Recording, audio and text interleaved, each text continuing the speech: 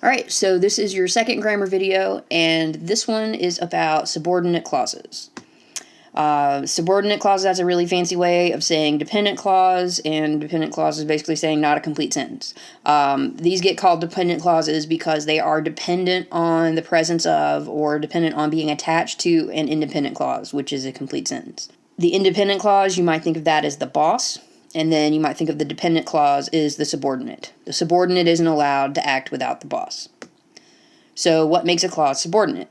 It may or may not have a subject and a predicate like an independent clause. It might also be made dependent or subordinate because it has a subordinating conjunction. All right, some categories of subordinating conjunctions you might want to keep in mind as a signal that it is a subordinate conjunction.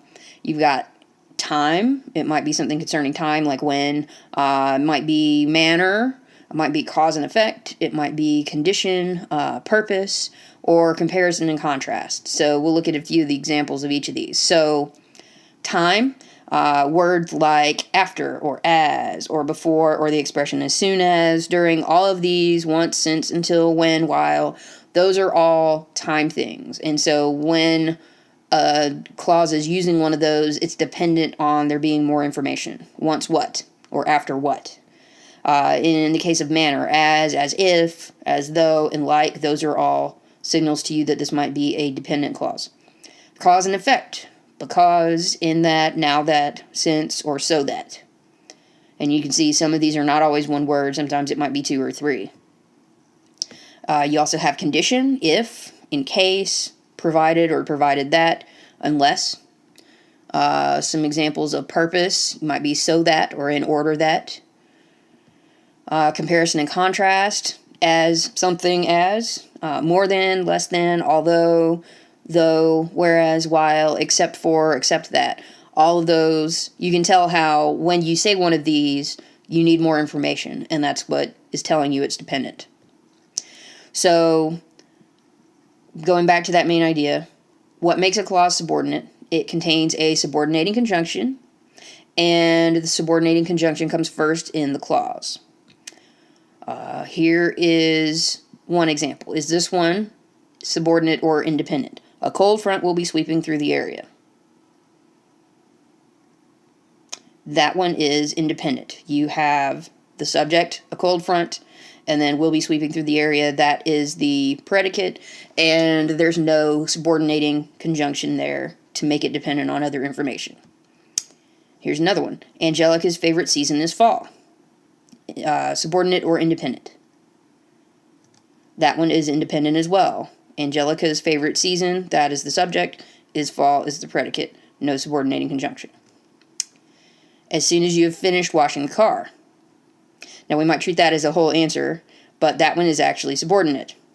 As soon as is your signal phrase, and as soon as you have finished washing the car, what? Who needs to do what? I wonder if Atlanta is prepared for a repeat of last year's snowpocalypse. Is that subordinate or independent? That one is independent. Complete sentence. There's no missing information there. In order for you to make the most of this experience. That one is subordinate. That in order expression there is telling you that we need more information. Couple more. If you choose not to bring a jacket with you to school today. That one is subordinate. You got the if there signaling that it's subordinate, and you don't have the following. If you choose not to bring a jacket with you to school today, what? So you can see how a lot of these are kind of almost questions when you don't complete them. And here's the last one. Like a leaf on the wind. Is that subordinate or independent? That one is subordinate. Like a leaf on the wind, what? What's going to happen? Who's going to do what? You don't really have a verb in there. And like is your signal that it is subordinate. So then the question becomes, where does the subordinate clause go? It can go before or after the independent clause, which is the main part of the sentence.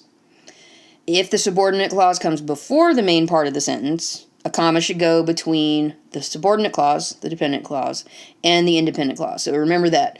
If it comes first, comma after it before you get to the main sentence. For instance, when you're miles from home with no umbrella, comma, You'll wish you'd checked the weather forecast for this morning. Until the really cold weather arrives, comma, we get by without air conditioning or heat. And you can kind of hear when you say both of those sentences that there's a pause that naturally goes there. When you're miles from home with no umbrella, you'll wish you'd checked the weather forecast for this morning.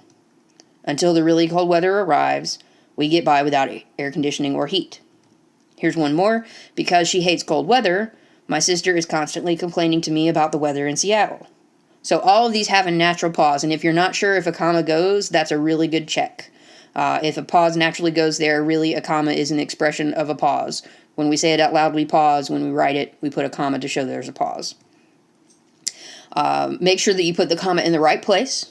And then make sure you also don't use punctuation marks that go between independent clauses like periods or semicolons or colons. If the subordinate clause comes after the main part of the sentence, no punctuation marks should go between the independent clause and the subordinate clause. This is probably one of the most common things that I mark on a student paper is people putting commas when the subordinate clause is after. It does not go there. For instance, you'll wish you checked the weather forecast for this morning when you're miles from home with no umbrella. That's the same as the first example. We've just flipped the order. And now since the subordinate clause is at the end, no comma separating it.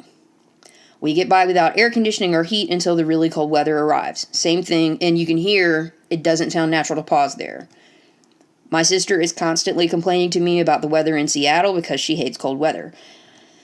So, one quick note about that one is that because is the one where people most instinctively want to put a comma. When the because statement comes at the end of the sentence, people want to put a comma there. It does not go there. So keep that in mind.